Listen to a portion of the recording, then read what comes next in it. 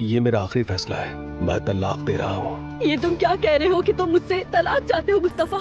तुम ऐसा सोच भी कैसे सकते हो? मुझे मालूम है मैं उस बच्चे का बाप नहीं हूँ। सही कहा, वो बच्चा तुम्हारा नहीं है। सुकून मिल गया, सुन लिया तुमने?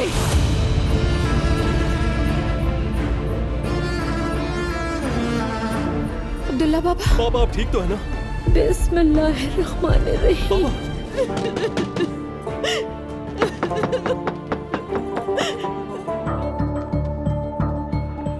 मेरी बात समझे प्लीज, आप खतरे में हैं।